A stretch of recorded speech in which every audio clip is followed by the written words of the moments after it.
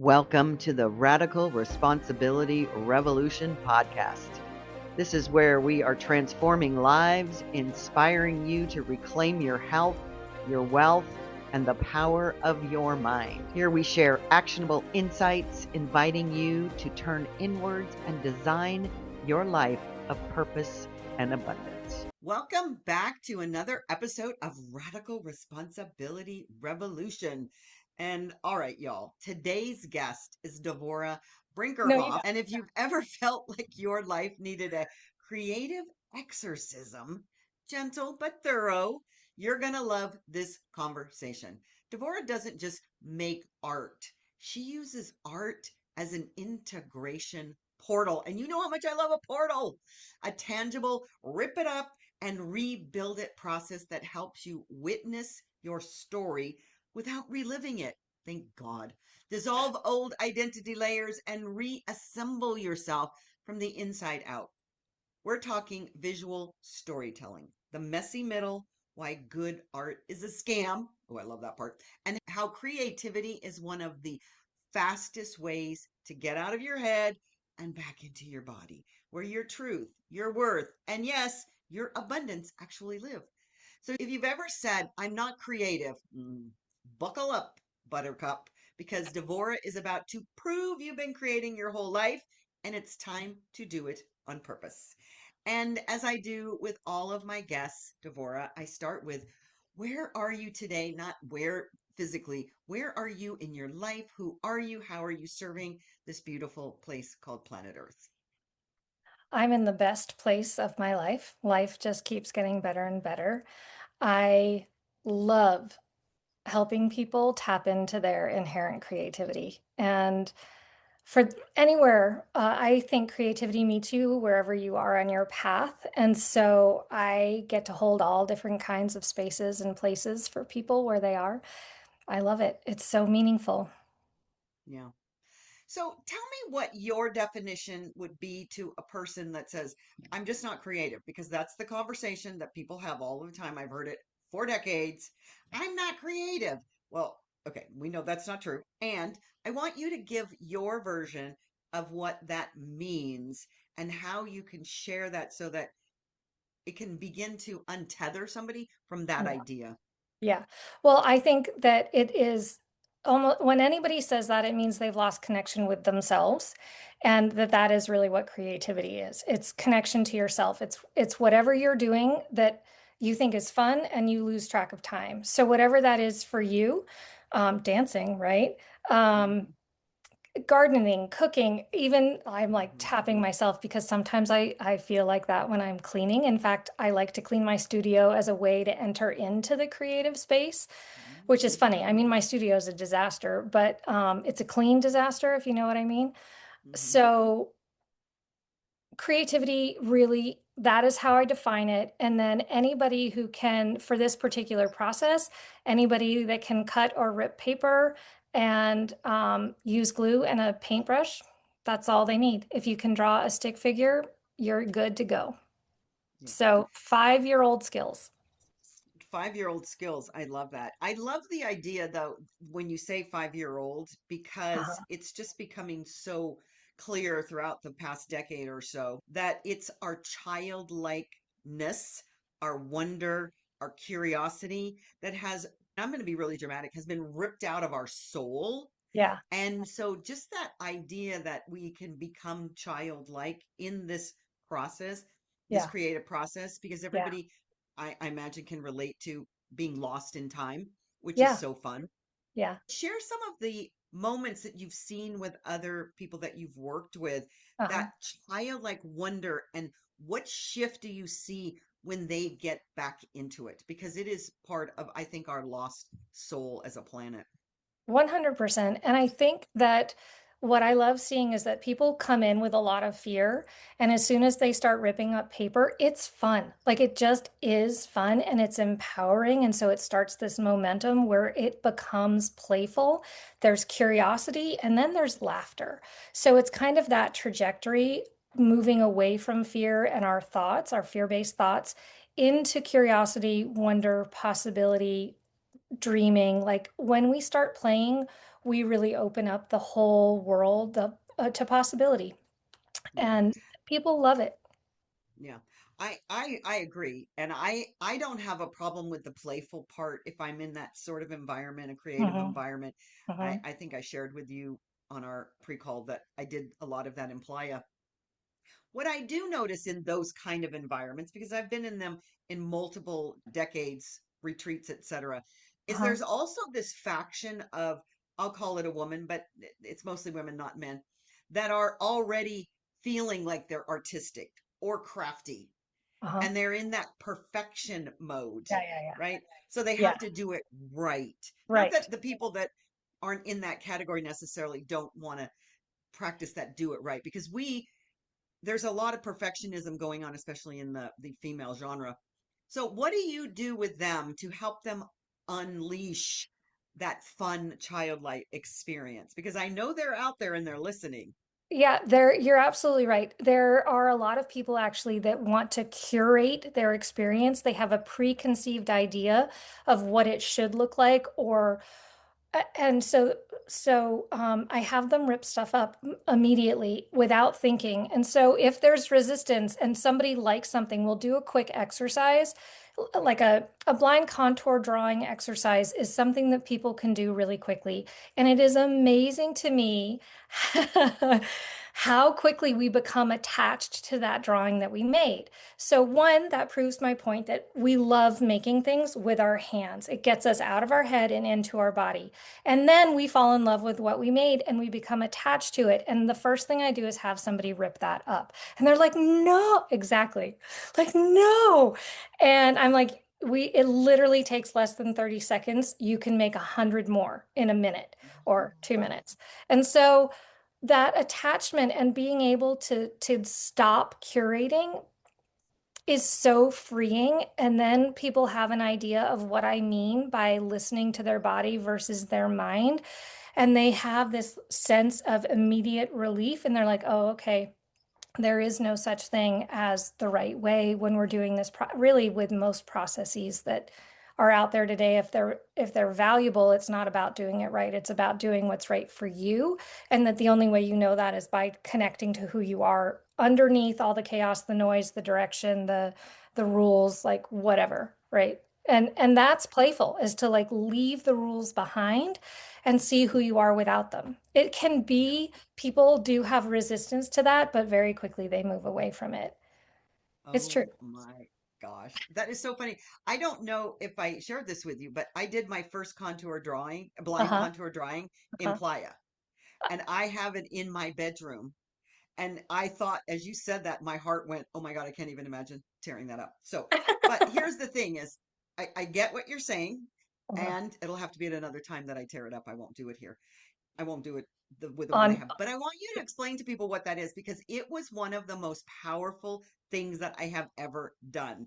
Because the blind part is what blows you away. Yeah. And then I think it's just the added colors and the zhuzhing up that makes it special. But I Yeah. want you to share what it is, because I didn't know what it was before I ever went.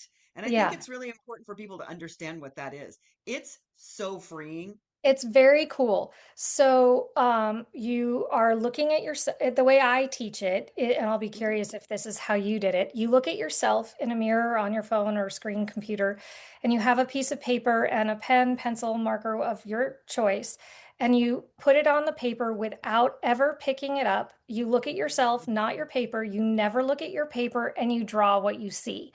And so all of your everything's connected, everything is with one mhm. line.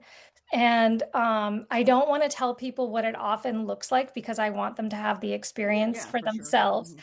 Yeah. And I give people less than 30 seconds to complete the whole thing because Hmm. I want people to move, and I'm always snapping my fingers because I want them to move really quickly and stay and to get all of their features Hmm. and and maybe their neck and their shirt, and just Hmm. like have fun, try and fill up the whole paper and go Yeah. from there. And it sounds like you afterwards went in and did some color and added some detail. So it's a really cool process. And I love how It's they such a look. cool process. Yeah. And so, yeah, we did it with people. So Mm, we had a classroom full of people. And so we just partner. picked a partner and we did our partner. But I really like that you suggested it that way. I think I might have heard that later, that you can do it with yourself. So every single person that's listening to this, so I always tell everybody on the podcast, get into action. So Yeah, if do it's a it. freebie that you've got to share with us or this, suggestion, get into action. Just Yeah, get a piece of paper. It doesn't have to be a formal piece of drawing paper. It can be a 8.5 by 11 piece of paper, yeah, and do that because yep. it is so freeing, number Mhm. one. And then as you look at it, once again, as you said, I didn't get as attached to it until I started embellishing it. Uh-huh. But what's so amazing is you can begin to put colors to it and special little lines, and it's so beautiful. But I just really want to recommend, and you need to have an online activity that people can come to and practice that because Yeah, we can do that online. You don't have to 100%. be in person to do that, even though that was my experience. It is Yeah, so beautiful and amazing. yeah. So I want to talk about this process that you're talking about because it's also what you're saying here with ripping up the paper. And this is even me, I know better. And yet my whole body went into spasms when you said tear up my my drawing. I'm like, and You it's don't have nothing to. special, but it's Right, near and dear to me. So right. I want you to really lean into explaining to us about disassembling and reassembling because we don't do that enough in No. life. And even our art that we're so little attached to, we just created it. Share how you came up with that modality and what it looks like and what you're ultimately helping them to achieve. So I want to try and so I'm what I want people, especially when we're looking at ourselves, we have such an idea in our head of who we are. And so when we're drawing what we think of as ourselves and we get attached to it really quickly, to me, it's more of an indication of we are not spending enough time with ourselves. And because it felt so good to make that self connection. And so we don't want to rip up our self connection, nor should we.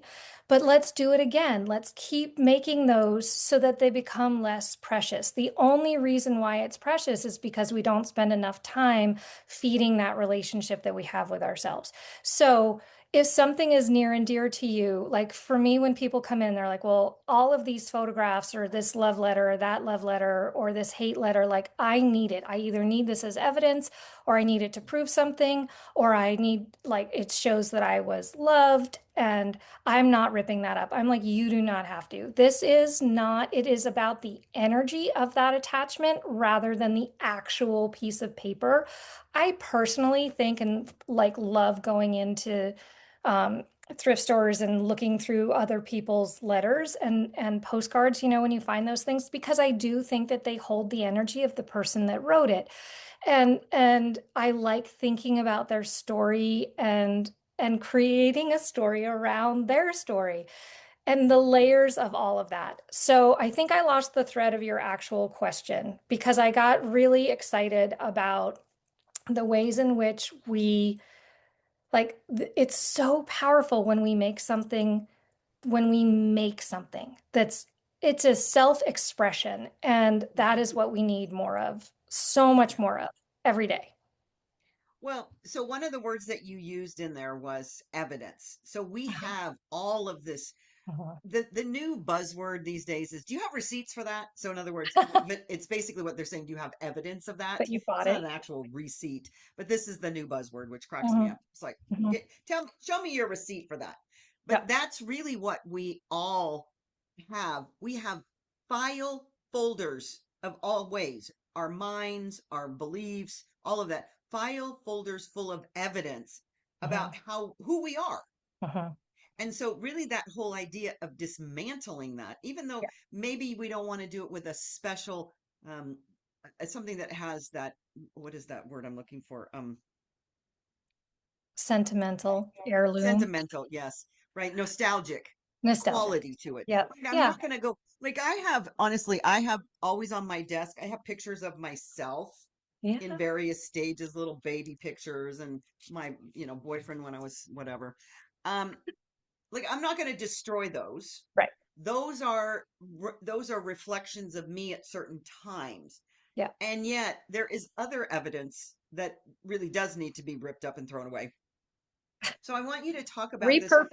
Repurposed. It's Yes, because repurposing. I want you to share the story of how you even emerged from this, of taking letters and photos and cookbooks and press leaves and real artifacts and what you did with them. But that is one of those things, as we're just talking about. Those are some of the evidences, but they're just memories. Our memories are here. We don't need these necessarily to create or hold on to the memory. So talk about that experience for you and how cathartic that was. It was unbelievably cathartic. I had been carrying around, it wasn't just the physical evidence of lived experience, but it was a lifetime of conditioning and messages and limiting beliefs and ideas about myself that were really holding me back. And I had so much shame and self-blame and criticism happening all the time, and it was killing me. And I didn't know how to move beyond it. And it was just an intuitive afternoon in the studio. I had been sued by my parents and I was heartbroken and I didn't know how to, like, I wanted their forgiveness so badly and I probably would have done anything to get it. I wanted back in the, oh, I was also excommunicated. So I wanted back in the family. And I was like, well, I I believed that I was as bad as they thought I was, and I just couldn't tolerate that. So there was this fight going on inside of me. They're telling me I'm horrible, or that's the message that I received. And this little ember inside of me that's like, no, you're not. And so I just started ripping things up. And a few hours later, which felt like 2 minutes, I had ripped up all of these materials, legal documents, love letters, cards, hate letters, just the whole 9 yards, photographs, leaves. I'm from rural Vermont, so I had leaves from pressed in books from when I was a kid, and just like said, okay, this isn't in me anymore. It's on this canvas, and I can do something else with it. Like it's not the truth of who I am. I'm still here. I didn't just rip myself up into 9 million small pieces. So, who am I really underneath all of this messaging and conditioning? Who am I? And it just opened up self-forgiveness. That was really the portal.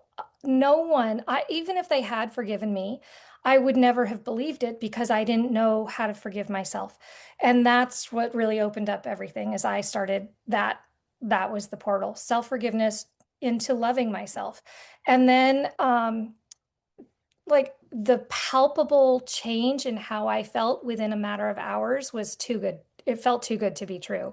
And I just kept doing it. I did it for myself for probably 2 years. And then I started doing it for family members and then friends and then the community at large. And then I started teaching it in workshops and as a part of other people's retreats because it integrates lived experience. You're honoring the past finally, right? If we don't honor where we've been, we keep pulling it with us. So we're that bridge between the past and the future, always. How do we honor the past so we can really put it in the past and anchor who we are now so that we can invite and having created this space, who can we become? Who are we stepping into? What are the possibilities?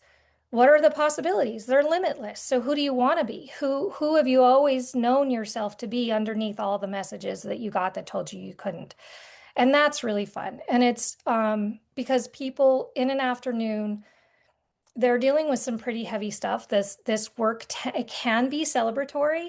It tends to attract people who are in some really dark places, and the amount of relief that they feel is remarkable. Yeah. So that is amazing to witness. That is amazing. And it's so beautiful because out of the darkness, we can come back into the light. And this is 100%. why it's so important when I have women on and they share their stories about their whatever, call it the hero's journey, the dragons, wherever they show up. We Yeah. have to go through these caves and these portals and these lions, tigers, and bears, and we have to put that shit down. We do. I mean, as you're dragging it around, I'm having the visual because that's what we all do Yeah, until we don't anymore. We exactly. cannot drag this baggage into this beautiful future that we are envisioning for ourselves without letting that go. And Yeah, so this is such a beautiful metaphor for that experience. We've had, I'm sure people have experienced or heard of doing the writing what you want to release on a piece of paper, right? You do a little piece of paper and then you burn do a it. candle ceremony or you put it Yeah, into the fire. yeah, That is a little tiny sliver of what this is, yeah, because this is like you stepping into a bonfire. And yeah, that's why it's so powerful. It's cleansing.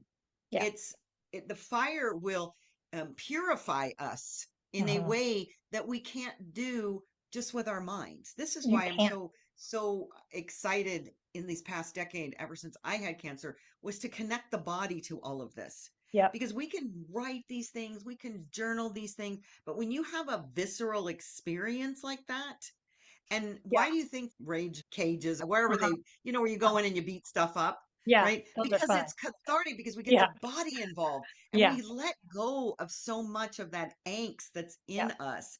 yeah. And as women, to combine that with these things that we have been holding on to, our evidence, it's just a magical experience, I think.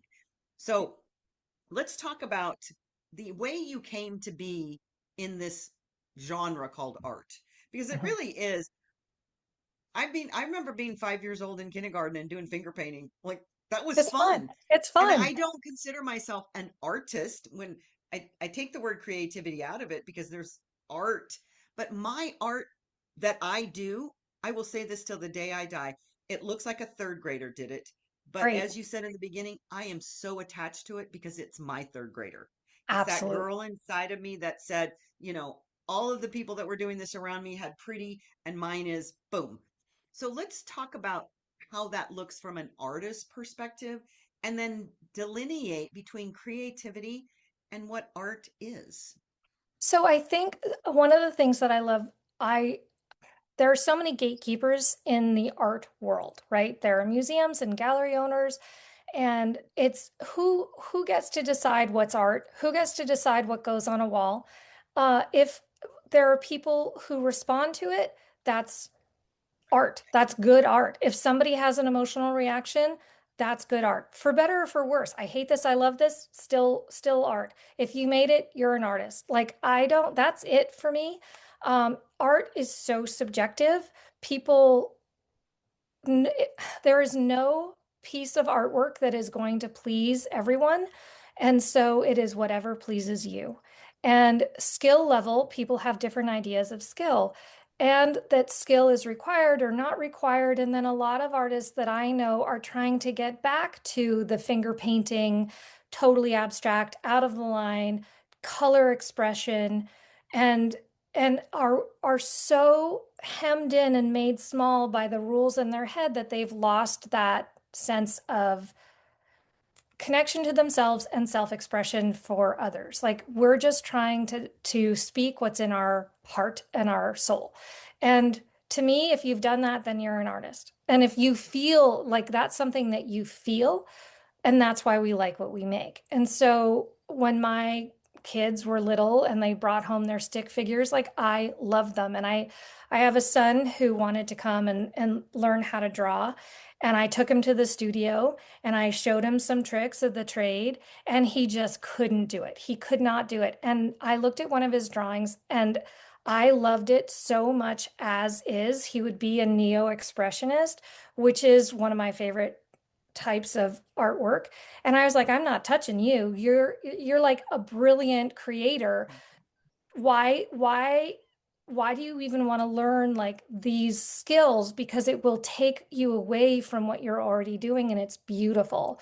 And I love it. And hope he didn't like it. I'm like, hopefully someday you'll like it, because you've got it in your head that it needs to look like what's in front of you. And that's not what you're going to do. It's what somebody else is going to do, but it's not what you're going to do. So first of all, can we stop comparing ourselves to others, please? Mhm. Right? That's it. Like if we could put those blinders on and didn't have people saying that's good, that's bad, this is right, that's wrong, I think we'd have a very different experience of creating art. Right. And we'd really Yeah. enjoy it, right? We'd enjoy it again. Or Yeah. mine didn't get picked, right? Mine isn't up on the wall. I'm not good enough. Oh, drives me Mhm. crazy. Yeah, so all of that, those are just such beautiful metaphors for how we do that compare schlager. I mean, Yeah, people are drinking that compare schlager 24/7, it feels like. yeah, yeah, And we have to begin to reconnect with ourselves. yeah, As you just said, it is an emotional connection and it starts with us. If we can be emotionally connected, then, and it's great that it can impact somebody else, but it's our emotional connection. And in a world that is becoming so fake with influencers and AI, and I don't want to bash AI that it's bad. I just want to say that a lot of people are using it inappropriately. And I've even myself, I make pictures of myself that's with great. AI, but the fact is that's not emotionally charging me as much as spending some creative time with myself.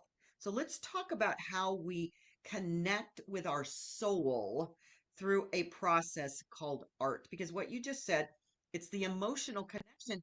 And how do we bridge from where we are today of not understanding even who we are because we're in the busy mode? We're wearing the badge of busy. We can't slow down. I don't have time to even think about art, but you don't have time not to think about it. Yeah, That connection. And I would even like you to bridge it with meditation because I feel like meditation gets a bad rap that you have to sit around and om. This is a form of meditation as far as I'm concerned, but let's 100. bring it all together in a big package that says this can help you find you. Right. So we get so bogged down with lived experience, especially if we're busy, like busy, busy, busy, busy, and we don't take time to know who we are. We're just checking boxes and getting things done. But to what end? And what is the purpose? And what does a meaningful life even mean to each of us individually? And so if we're on this sort of treadmill or rat wheel or whatever it is, do we even know anymore who we are? And I think that when people just are looking for the next quick fix, they're needing more and more of those quick fixes because none of it has any substance. It's like the food we eat.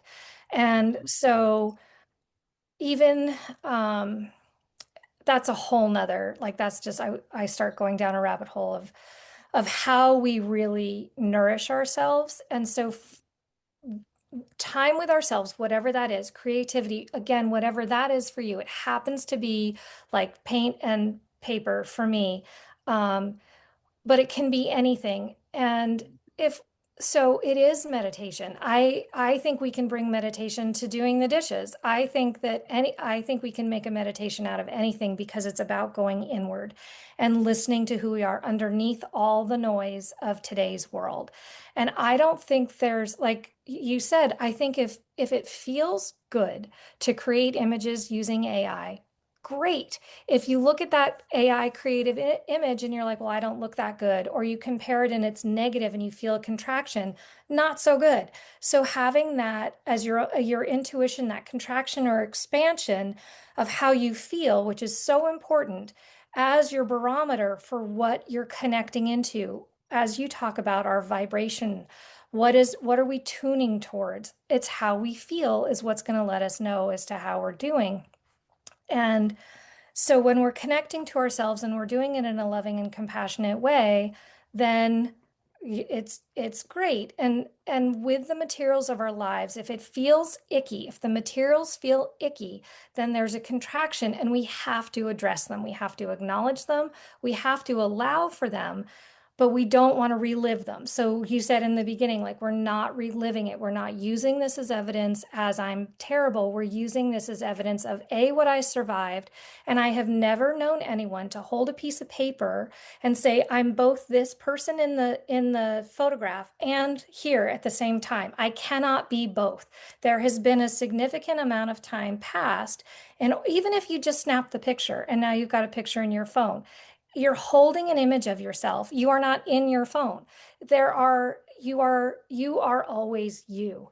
And so I really like to use that as, well, who are you? Like, who are you? Again and again, the question of who are you really? Because none of this is who you actually are. So the questioning of the identities, the belief systems, the images that we have of ourselves. And we don't, like people have a baby picture, and if they look at that and they're like, oh, I just love myself, or they look at that and they're like, oh God, I can't believe whatever the feeling is. I just think it's interesting how we allow ourselves to move through all of those different versions of bodies that we've had from baby to when we enter into our quote unquote adult form. And we didn't, for many of us, I think that there are probably some people who are like, no, I never want to be a teenager, or no, I don't want to be a young adult, but I couldn't wait to get older. And then you're like, no, no, no, no, now I want to stop this getting older, and I want to remain in this like little window. And what is that all about? Like, why do we attach to this like 120-year period of time where it's like, that's everything. We're old enough, but not too old. And I'm just like, it's all hogwash. I love getting older. I think it's fabulous. Mhm. So, Yes. I love being older so er, much. I tell people I started when I was 69 to say I'm almost 70. Like that whole year, I was like, I'm almost 70. it's And like now I'm exciting. 70. I'm 70. It's almost a half of a year into it. I love the idea though that we do get stuck. We We get do. stuck in time. Yep. And that's why when I have those pictures there, I don't look at them every day, but I pick them up from time to time for me to see there was a journey for this 70-year-old woman. Like I have come through so many iterations of me, and each of those iterations along the way was just another puzzle piece of who I am today. And I Right. don't know that most people are putting themselves in a context that we were always doing just the very best that we could at any Right. given moment. And we blame ourselves and shame ourselves for experiences that were always there to teach us who we are. So, Yeah. what is the biggest lesson that you have garnered in your life up until now that you want to share with women, especially, because most of our listeners are women, that you would share with them that you have sage wisdom at this point because we are, past 40. I think Thank God. at 47 we start to actually have a brain because we go through menopause. But what is the best sage wisdom that you can share with them that you feel like you bring to the world? Well, really, what I hope to support people in doing is discovering the truth of who they are by dismantling all the stories, and doing it with compassion. So I want people to tell their story, and I want them to honor all the layers of how they got to be who they are today. And that is it's such a loving practice to say, to meet yourself with love at every stage.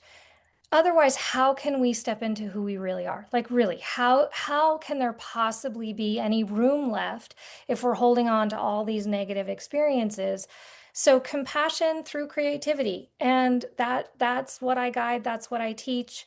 Um, we've got to start being our own best friend. And how do we do that? Well, this is how I do it. I did it through dismantling my story and all the lies, right? Like they're all lies. It's all an illusion. And so when you're handling your own materials, it's a lot easier to believe that. And I really love it when people start to feel their power. And the other thing that I also love, especially with who are dealing with things that are very difficult, shameful, is is that you don't have to say it. It's you're the only one who has to know your story. You're the only one who has to witness your story, and that is more than enough.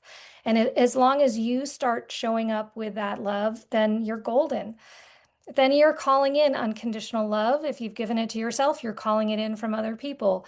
Once you let go of all of this stuff, anything is possible. And you were saying earlier too, um, we can't even imagine what our futures are like if we're carrying around all the baggage. So once we get rid of some, like put it down and repurpose it, acknowledge it, let it go, there's so much more room. And then like what you imagine for yourself is bigger and bigger and bigger. And if you imagine it, it's possible. Absolutely. I think I am just absolutely in love with that whole concept of compassion through creativity. Yeah. And we do not, especially as women, give ourselves enough or even sometimes no compassion. We're so busy being compassionate for everybody else. Yeah. And I know it's so trite, and yet I can't help but always talk about the the mask that comes down in an airplane. They Yep. tell you put it on yourself first before Mhm. you try to help anybody else. And Yeah. we are not doing that on Yeah. a regular basis. We don't have to be 30,000 feet in the air to be reminded of that. We can remind ourselves every day. So one of these experiences, whether it be online with you or someplace, in real time, I want to know how people can get a hold of you, what they might be able to do to work with you and share how it is to be with Devorah. There are lots of free exercises like the one that we talked about with the blind contour drawing, but there's another one where it's written word and also a drawing. Um, Instagram, Facebook, TikTok. I have a website, soulportraits.art. And then if you're interested in the workshop, it's /workshops and it's all there, and there's a link in my bio on Instagram and Facebook, so people can always DM me that way, and or book me for workshops Well, I'm or going to put all retreats. the links. I'm going to put all the links in the show notes so Perfect. everybody can find you. Yeah. And so at the very last question that I want to ask is you are now in your future. Haha. You're in your future. I want you to drop into your feminine wisdom, your intuition, and your future self has a message for you to deliver to us. Because I know you have wisdom right now, but we're going to have so much more when we're, just right before we make our transition, because we are wise women and we are Mhm. getting wiser. And this is the thing I think is so beautiful once you get past 47 is you just turn wisdom over and over and over. So drop into her for a second and listen to what she would like you to share with women that are going through all of the challenges and the upset and the betrayals and the lack of forgiveness and all the things that you were going through. But you come at it from a completely new, wise place. Listen to what she wants to share with us today. She would say that you're so much more than you ever thought to even think of. Like you're infinite and beautiful, and none of this matters. Yes.